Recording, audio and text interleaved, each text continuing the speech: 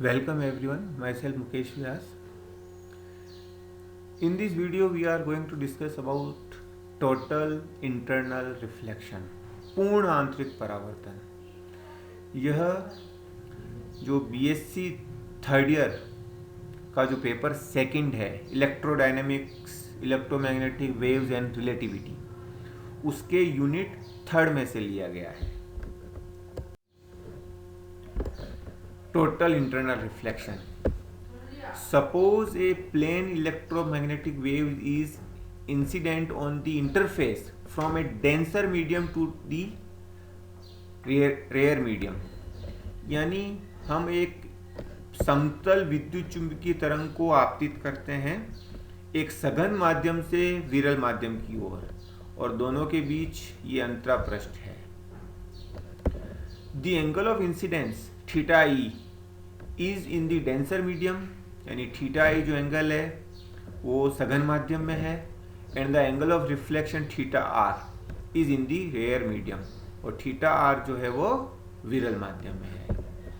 If n1 and n2 are the refractive indices of denser medium and rare medium respectively, then n1 greater than n2। यानी जो सघन माध्यम होता है, denser medium होता है, उसका जो रिफ्रैक्टिव इंडेक्स होता है अपवर्तनांक, वो विरल माध्यम की तुलना में ज़्यादा होता है, रेयर मीडियम की तुलना में ज़्यादा होता है। तो n1 greater than n2। Now from Snell's law of refraction, अपवर्तन का जो स्नेल का नियम है, sine theta I upon sine theta are is equal to n2 upon n1।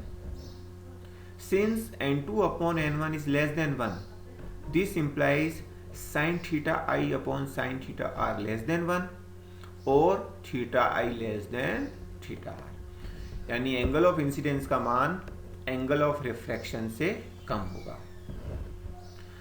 Thus for a particular value of angle of incidence, यानी theta i का एक विशिष्ट ऐसा मान लें तो the angle of refraction theta r will becomes 90 degree. यानी theta i का मान हम बढ़ाते जाएं तो एक ऐसी स्थिति आएगी कि थीटा आई का एक ऐसा मान होगा जब थीटा आर का मान क्या हो जाएगा, 90 degree. This value of angle of incidence for which theta r becomes 90 degree is known as critical angle. यानी थीटा आई का जो पर्टिकुलर मान हम ले रहे हैं, जब थीटा आर 90 डिग्री हो जाए तो उस थीटा आई को हम क्या कहेंगे, क्रांतिक कोण, critical angle, and is denoted by theta C. Substituting theta I is equal to theta C, अगर इसके अंदर theta I is equal to theta C रख दें तो थीटा आर किसके बराबर हो जाएगा, 90 डिग्री के। तो theta r equal to 90 degree, दोनों इस इक्वेशन में रख दें तो ये आ जाएगा। साइन 91 होता है तो sine theta c is equal to हो जाएगा n2 अपॉन n1, तो थीटा सी हो जाएगा sine inverse n2 upon n1। यहाँ एक इंपॉर्टेंट चीज है, n2 is less then n1 है। तो इस रिलेशन से हम किसी भी तरह के मीडियम लें दो, लेकिन पहला मीडियम डेंसर मीडियम होना चाहिए और दूसरा रेयर मीडियम होना चाहिए। उनकी अगर रिफ्रैक्टिव इंडेक्स हमको पता है तो उसके लिए हम क्रिटिकल एंगल का मान ज्ञात कर सकते हैं, क्रांतिक कोण का मान ज्ञात कर सकते हैं। अब थीटा आर 90 डिग्री हुआ, इसका मतलब क्या हुआ। Thus for wave incident at theta is equal to theta c, the refracted wave is propagated parallel to the surface। यानी जो रिफ्रैक्टेड वेव है वो उस पृष्ठ के उस इंटरफेस के पैरेलल संचरित होती है, क्योंकि थीटा आर का मान 90 डिग्री है और ये एंगल कहाँ से लेते हैं हम, नॉर्मल से। ये नॉर्मल है, इसका अभिलंब यहाँ से 90 डिग्री पर है, तो ये रिफ्रैक्टेड वेव होगी। यानी रिफ्रैक्टेड वेव सेकंड मीडियम में नहीं जा रही है, यहीं जा रही है। तो हमको जो वेव प्राप्त हो रही है वो कौन सी प्राप्त हो रही है, रिफ्लेक्टेड वेव प्राप्त हो रही है, यानी रिफ्रैक्टेड वेव प्राप्त नहीं हो रही। Now let us examine what happens if the angle of incidence theta I exceeds the critical angle theta c। यानी थीटा आई का मान हम बढ़ाते बढ़ाते थीटा सी तक पहुंच गए, यानी थीटा सी है अगर एंगल ऑफ इंसिडेंस तो थीटा आर 90 डिग्री प्राप्त हो रहा है। लेकिन थीटा आई का मान थीटा सी से भी ज़्यादा लें तो थीटा आर क्या होगा, ये हम देखना चाहते हैं। From equation 1 sine theta are is equal to sine theta I upon n2 upon n1, और n2 अपॉन n1 होता है साइन थीटा सी। अब थीटा आई का मान हम थीटा सी से ज़्यादा ले रहे हैं, तो इसका मतलब साइन थीटा आई का मान साइन थीटा सी से ज़्यादा होगा, यानी ऊपर की जो क्वांटिटी है उसका मान नीचे की क्वांटिटी से ज़्यादा होगा, तो इसका मान ग्रेटर देन 1 होगा। This equation indicates that the angle of refraction theta r is imaginary since sin of any real angle can never be greater than unity। तो यहाँ क्या देखते हैं, sin theta r greater than 1 प्राप्त हो रहा है। तो किसी भी एंगल का जो साइन है वो 1 से ज़्यादा नहीं हो सकता, मैक्सिमम वैल्यू 1 होती है। इसका मतलब 1 से ज़्यादा प्राप्त हो रही है, तो थीटा r जो एंगल वो इमेजनरी हो गया, काल्पनिक हो गया। 10 cos थीटा आर हो जाएगा √1 minus sine square theta r, और साइन थीटा आर का मान यहाँ से रख देंगे साइन थीटा आई अपॉन साइन थीटा सी। अब साइन थीटा आई अपॉन साइन थीटा सी 1 से ज़्यादा है, इसलिए इसको पहले लाएंगे, तो माइनस कॉमन ले लिया, तो माइनस अंडर रूट में आएगा तो आयोटा हो गया, ये रियल क्वांटिटी हो जाएगी। That is cos theta are is purely imaginary, यानी कोस थीटा आर जो होगा पूर्णतः शुद्ध रूप से विशुद्ध रूप से काल्पनिक होगा, क्योंकि ये ग्रेटर देन 1 है। हेंस अब हम दोनों से क्या निष्कर्ष निकालते हैं, theta I equal to theta C है और theta I greater than theta C है। Hence total internal reflection occurs at theta I greater than equal to theta C, यानी हमें कोई रिफ्लेक्टेड वेव प्राप्त नहीं हो रही है अपवर्तित तरंग, हमें केवल रिफ्लेक्टेड वेव प्राप्त हो रही है परावर्तित तरंग। इसलिए थीटा आई का मान अगर थीटा सी के बराबर उससे ज़्यादा है तो पूर्ण आंतरिक परावर्तन होता है, यही हम सिद्ध करना चाहते थे। नाउ अब हम एक अलग स्थिति लेते हैं कि जो रिफ्लेक्टेड वेव होगी और जो इंसिडेंट वेव है उनके एम्पलीट्यूड में क्या रिलेशन होगा, उनके आयामों में क्या संबंध होगा। यानी हम जो कह रहे हैं कि जो वेव इंसिडेंट हो रही है वो लगभग सारी की सारी रिफ्लेक्ट हो जाती है, तो रिफ्लेक्टेड वेव का एम्पलीट्यूड इंसिडेंट वेव के लगभग बराबर होना चाहिए। अगर थोड़ा सा भाग हम मान के चले कि ट्रांसमिट हो गया है, रिफ्लेक्ट हो गया है, तो ये हम देखना चाहेंगे। तो दो अलग अलग केस लिए थे। When E vector is perpendicular to the plane of incidence, यानी जो ई सदिश है वो आपतन तल के लंबवत है, पहला केस ये ले रहे हैं, तो ये हम पहले निकाल चुके हैं। तो E01 dash upon E01 perpendicular is equal to this. E01 dash जो होगा जो रिफ्लेक्टेड वेव का एम्पलीट्यूड हो जाएगा, और E01 जो होगा वो इंसिडेंट वेव का एम्पलीट्यूड हो जाएगा। किसके लिए, ई वेक्टर के लिए। ये रेशियो हो गया। अब कोस थीटा आर यहाँ हमने देखा कि प्योरली इमेजिनरी है, काल्पनिक है, यानी इसके अंदर आयोटा छुपा हुआ है। तो हम कुछ मान लें इनको, कोस थीटा ये तो रियल क्वांटिटी है, इसको अल्फा ले लिया, और n2 upon n1 cos theta are को हमने आयोटा बीटा ले लिया, क्योंकि ये कॉम्प्लेक्स क्वांटिटी है इसलिए आयोटा बीटा ले लिया। तो ये दोनों मान यहाँ रख दिए। अब नीचे से हमको आयोटा हटाना है, तो नीचे अल्फा माइनस आयोटा बीटा से मल्टीप्लाई करो और ऊपर भी मल्टीप्लाई करो।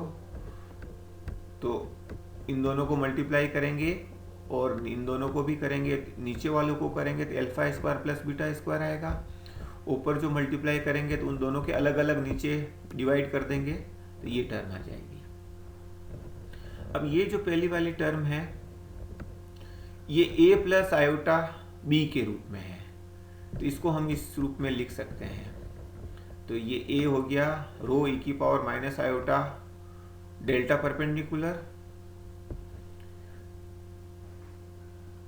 और ये जो हो जाएगा e की पावर माइनस आयोटा थीटा क्या होता है, cos theta minus iota sine theta. तो इस रूप में लिख दिया तो ये आ गया, इसको लिखा है हमने। ये कॉम्प्लेक्स क्वांटिटी है, हम समझने का प्रयास करें तो किसी भी कॉम्प्लेक्स क्वांटिटी को हम a प्लस आयोटा b के रूप में लिख सकते हैं। तो इसको हम इस रूप में लिख सकते हैं, मैग्नीट्यूड और e की पावर के रूप में, तो ये आ जाएगा। फिर तो इसका मान ये भी है और इसका मान ये भी है, तो इन दोनों की हम तुलना करें तो ये जो रियल क्वांटिटी है वो इसके बराबर हो जाएगी, और ये जो इमेजिनरी पार्ट है वो इसके बराबर हो जाएगा। तो दोनों को अलग अलग बराबर कर दिया। अब दोनों को स्क्वायर करके ऐड करेंगे तो रो का मान आ जाएगा, स्क्वायर करके ऐड करेंगे तो इधर 1 आ जाएगा, और कोस स्क्वायर और प्लस साइन स्क्वायर 1 हो जाएगा, तो रो का मान 1 आ जाएगा। फिर डिवाइड कर देंगे तो tan डेल्टा परपेंडिकुलर ये आ जाएगा। तो E01 dash upon E01 perpendicular क्या होगा, इसकी जगह हमने ये लिखा, तो रो का मान तो 1 हो गया और ये ऐसा का ऐसा आ गया। अब इसको हम दूसरा डेल्टा परपेंडिकुलर अपॉन 2 के रूप में लिखना चाहते हैं। तो ये एक मैथ्रिक्स का यूज किया हमने। tan डेल्टा होता है यहाँ से हमने देखा 2 alpha beta upon alpha square minus beta square. Alpha square common ले लिया नीचे से, एक अल्फा से अल्फा कैंसिल, एक अल्फा इसके नीचे आ जाएगा, तो ये स्थिति। अब इसको अलग अलग कर लें, tan delta by 2 plus delta by 2, ये होता है 2 tan delta by 2 upon 1 minus tan square delta by 2। इन दोनों की तुलना करें तो tan डेल्टा बाई 2 हो जाएगा बीटा अपॉन अल्फा। तो इसका मतलब tan डेल्टा परपेंडिकुलर बाई 2 हो जाएगा बीटा अपॉन अल्फा। तो ये दोनों हम लिख सकते हैं, इसकी आगे जरूरत पड़ेगी इसलिए हमने अपॉन 2 के रूप में इसका मान लिखा है। Similarly in the second case, दूसरा केस लें, when E vector is parallel to the plane of incidence, जब ई सदिश आपतन तल के समांतर होता है। तो E01 dash upon E01 parallel, ये मान पहले हम ज्ञात कर चुके हैं। अब इधर n2 अपॉन n1 इधर आता है, तो हम कॉमन लेके इसको इधर लेके आ जाएंगे। तो यही कोस थीटा आई को हमने अल्फा लिख दिया और n1 upon n2 cos theta are को हमने आयोटा बीटा डैश ले लिया। पहले n2 अपॉन n1 था पिछले वाले केस में, इसलिए बीटा लिया था। यहाँ n1 अपॉन n2 है इसलिए इसको बीटा डैश के रूप में लिया है। तो जैसे पहले किया था वैसा का वैसा करें तो इसका मान आ जाएगा is equal to e to the power minus iota delta parallel. यहाँ एंगल को डेल्टा पैरेलल ले लिया क्योंकि ई वेक्टर पैरेलल है, और tan डेल्टा पैरेलल बाई 2 हो जाएगा बीटा डैश अपॉन अल्फा। तो हम दोनों इन केस से क्या निष्कर्ष निकालते हैं, thus the components of electric vector parallel and perpendicular the plane of incidence on reflection experience phase retardation of delta parallel and delta perpendicular. यानी जो इलेक्ट्रिक वेक्टर के जो घटक हैं दोनों, कौन से, पैरेलल वाला और परपेंडिकुलर वाला, तो जब उन रिफ्लेक्शन होता है, उनमें परावर्तन होता है, तो कला अवमंदन हो जाता है। एक तो डेल्टा पैरेलल से कला अवमंदन होता है और दूसरे में डेल्टा परपेंडिकुलर से कला अवमंदन होता है। But their amplitudes remain unaltered, यानी लेकिन उनके आयाम अपरिवर्तित रहते हैं। यानी E01 dash parallel E01 parallel के बराबर होगा और E01 dash perpendicular E01 perpendicular के बराबर होगा। तो जो वेव हम इंसिडेंट कर रहे हैं, उस पर आपतित कर रहे हैं, तो रिफ्लेक्टेड वेव जो प्राप्त हो रही है उसका एम्पलीट्यूड में तो कोई परिवर्तन नहीं होता, लेकिन कला में परिवर्तन हो जाता है। जो पैरेलल ई वेक्टर होता है उसमें डेल्टा पैरेलल से हो जाता है, और जो परपेंडिकुलर ई वेक्टर होता है उसमें डेल्टा परपेंडिकुलर से कला अवमंदन हो जाता है। Thus for each component the intensity of electromagnetic wave which is totally reflected is equal to the intensity of incident wave या light। यानी जो इलेक्ट्रोमैग्नेटिक वेव है, विद्युत चुंबकीय तरंग, उसकी जो तीव्रता है प्रत्येक घटक की, चाहे परपेंडिकुलर वाला लें, लंबवत वाला लें या पैरेलल समांतर वाला लें, तो वो टोटली रिफ्लेक्ट हो जाता है, पूर्णतः परावर्तित हो जाता है, और उसकी जो तीव्रता होती है वो इंसिडेंट लाइट की तीव्रता के बराबर होती है। Consequently we see that the incident wave is totally reflected. परिणाम स्वरूप हम क्या निष्कर्ष निकालते हैं कि जो आपतित तरंग होती है वो पूर्णतः परावर्तित होती है। अब हम एक केस लेते हैं, ये न्यूमेरिकल टाइप का क्वेश्चन है, ये पूछा जाता है एग्जाम में। Relative phase difference between parallel and perpendicular components of reflected electromagnetic wave. जो परावर्तित विद्युत चुंबकीय तरंग है उसके समांतर और लंबवत घटकों के मध्य आपेक्षिक कलांतर कितना होगा। यानी जो समांतर घटक है पैरेलल कंपोनेंट डेल्टा पैरेलल, जो परपेंडिकुलर कंपोनेंट है डेल्टा परपेंडिकुलर, तो दोनों के बीच रिलेटिव फेज डिफरेंस हो जाएगा delta is equal to delta parallel minus delta perpendicular. 2 से डिवाइड कर दें, फिर दोनों तरफ 10 ले लें, 10 delta by 2 is equal to this. अब ये 10a minus b, 10a minus 10b upon 1 plus 10a 10b। अब 10 डेल्टा पैरेलल बाई 2 का मान हम निकाल चुके हैं और 10 डेल्टा परपेंडिकुलर बाई 2 का मान भी निकाल चुके हैं। ये मान हमने यहाँ रख दिए। एल्फा स्क्वायर इधर एलसीएम ले लिया, इधर एल्फा एलसीएम ले लिया, एक एल्फा से एल्फा कैंसिल हो जाएगा, ये आ जाएगा। अब एल्फा का मान कोस थीटा आई रख देंगे, अब बीटा का मान रख देंगे, इधर आयोटा होता है तो आयोटा इधर लेके जाएंगे तो माइनस आयोटा हो जाएगा, ये बीटा का मान रख देंगे। इसी तरह आयोटा बीटा डैश में आयोटा इधर ले जाएंगे तो माइनस आयोटा इधर चला जाएगा, तो बीटा डैश का मान भी रख देंगे। तो ये सारे मान हमने रख दिए।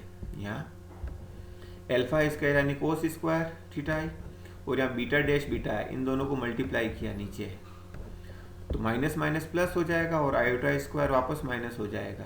n2 upon n1 into n1 upon n2 1 हो जाएगा, और cos theta r cos theta r cos square theta r हो जाएगा। फिर ऊपर कोस थीटा आर कॉमन ले लिया हमने, और कोस थीटा आर का मान रख दिया। ये पहले हम निकाल चुके हैं कोस थीटा आर का मान, n1 upon n2 sine theta I whole square minus 1, ये कोस थीटा आर। पहले हमने साइन थीटा आई अपॉन साइन थीटा सी का होल स्क्वायर लिया था, तो साइन थीटा सी का मान n2 अपॉन n1 होता है, उल्टा होके n1 अपॉन n2 हो जाएगा। ये कोस थीटा आर का मान रख दिया, यहाँ पे भी कोस थीटा आर का मान रख दिया, स्क्वायर है इसलिए अंडर रूट हट जाएगा, ये है कोस थीटा आर का मान। तो 10 डेल्टा बाई 2। अब यहाँ हम देखें n2 अपॉन n1 अगर कॉमन ले लें इन दोनों में से, तो यहाँ n1 square upon n2 square minus 1 बच जाएगा, n2 अपॉन n1 बाहर हो जाएगा, ये वैसा का वैसा रख दिया। अब इसमें ये माइनस 1 और कोस स्क्वायर थीटा आई को एक साथ लिख लिया, माइनस कॉमन ले लिया तो 1 माइनस कोस स्क्वायर थीटा आई, जो साइन स्क्वायर थीटा आई हो जाएगा। तो वो साइन स्क्वायर थीटा आई हो गया, ऊपर वैसा का वैसा रहने दिया। अब नीचे साइन स्क्वायर थीटा आई कॉमन लिया तो अंदर ये बच गया, ये दोनों कैंसिल हो जाएंगे। अब इसमें वापस हमने n1 upon n2 square common लिया, तो बाहर आके क्योंकि अंडर रूट है n1 अपॉन n2 हो जाएगा, n1 अपॉन n2 और n2 अपॉन n1 कैंसिल हो जाएंगे, और ये n1 अपॉन n2 स्क्वायर इधर चला जाएगा तो ये n2 अपॉन n1 स्क्वायर हो जाएगा, और ये कैंसिल हो ही गए। तो लास्ट जो एक्सप्रेशन आएगा 10 delta by 2 is equal to this. Obviously the phase difference depends upon the angle of incidence theta I greater than the critical angle। ये इंपॉर्टेंट चीज़ है, थीटा आई का हमें वो मान लेना है जो थीटा सी से ज़्यादा है। तो ये 10 डेल्टा बाई 2, तो रिलेटिव फेज डिफरेंस का मान हम इस एक्सप्रेशन से ज्ञात कर सकते हैं। Thank you.